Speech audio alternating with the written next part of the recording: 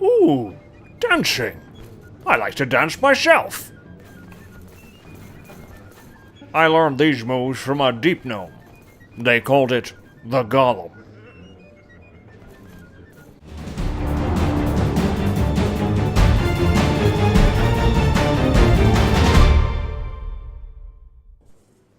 Howdy folks, my name is Richie aka Bogotter, and I'm back with another Neverwinter beta video. Now folks who have been following this game are very excited about the Foundry. Now the Foundry is a tool set that allows players to actually create content, and they can actually create their own adventures or campaigns, and for other players to actually run in the game. And this is a feature that is going to be very robust. We've seen some demos of it. It wasn't available for testing during the first beta weekend, but there were some Foundry adventures and quests that you could actually select and play through in the game, and it's all seamless and fully integrated into the game. So I thought I wanted to kind of make a video real quick showing you how you can bring up these quests and what the interface looks like. So let's get started. Now there's a hotkey that you can bring up so that you can look at the different Foundry quests, or you can go to one of these message boards located throughout the game, these job boards. And in here you see there's a list of basically adventures that you can pick on the left hand side, and you can click into them, and some of them have multiple steps, as you can see here, and there's a description for each of the different acts to these Foundry quests. Alright, over here on the right hand side you can see that there are multiple tabs on the one I have selected. You can see an overview, which is basically a description again. You can see the name of the author who actually wrote this and the average duration of completing it. This map section gives you approximate locations of where you're going to be traveling in Forgotten Realms. And the reviews, you can actually see people leave ratings and comments about the different campaigns. So if you're an author who consistently puts out quality campaigns, you're going to have a high rating, and people will browse your adventures more often. So if you select this, you can actually go in to see more by that author, and you have other options. You can subscribe to this author so that this person's content will actually be pushed to you more regularly. You can see messages. You can send messages to the author, and you can actually click donate and give them in-game currency, the Astral Diamonds system, so that you can actually reward people for making a great game. So what I'm going to do is I'm going to select one of these here, Time of the Goblin, and I'm going to accept the quest. Now, as soon as I did that, on the right-hand side of my screen, you'll see that I actually have the quest tracker already lit up, and it just works like a normal quest. You'll really see no difference between a regular quest that Cryptic Studios has put in and anything from the Foundry. And you can see this little trail that's leading me to it. This is another feature of the game that you can kind of turn on or turn off, but it allows you to see where you need to go for your highlighted objective. Now, players will be able to select any of these NPCs or any items in Neverwinter and actually make them key features for their quest. So you could say, I want this random person over here to give the actual quest to players, or you can say this object, this box is something somebody has to click on to get an item from it. So you can kind of have a lot of control. My first mission is to go to Moon Valley. That's my first objective. So I'm zoning out of the city right now. I'm going to Moon Valley.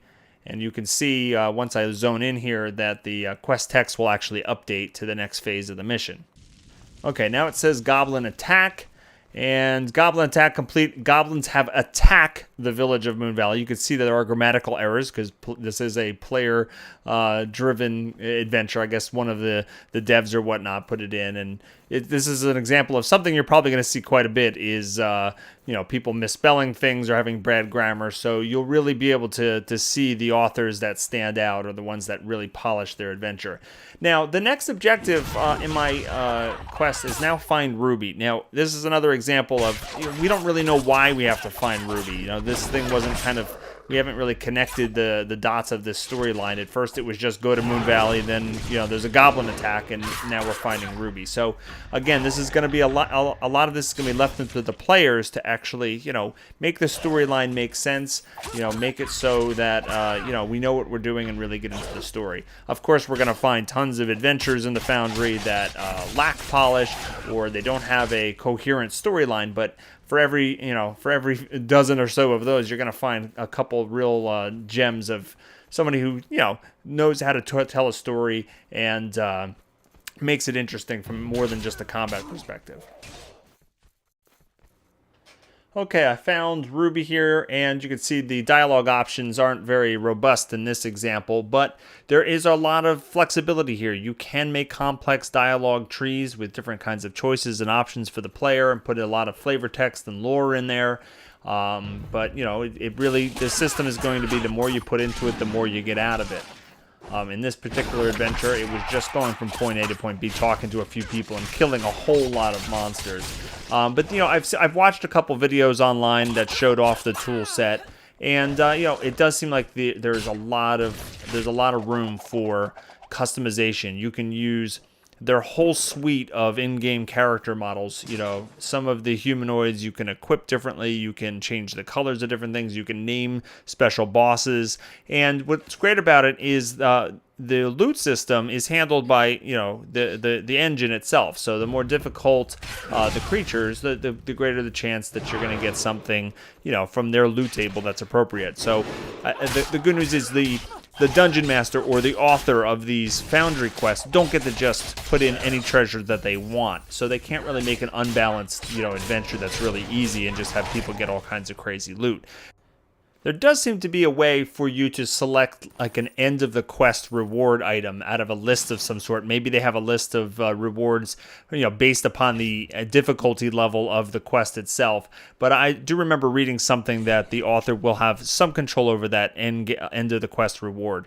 And you can also create custom items for quest objectives. So if you want them to have, if you want one of the objectives to be obtain the crown of the Marshmallow King or something like that, you can actually put that in game. It's not going to give the character any special powers or anything like that, but it can be a requirement for you to continue on with the quest.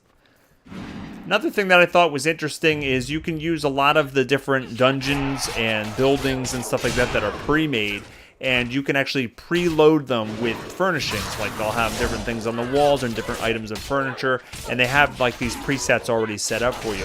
Or you can actually decorate them all yourself. If you want to place like every little chair, every little table, every little nuanced thing in these dungeons or in these rooms, you can do that, and you have a lot of flexibility. But they also have these presets in there to make things a little bit quicker if you just want to, focus more on the storyline or whatnot. Okay, I've just completed this Foundry quest. My last objective is to collect a reward.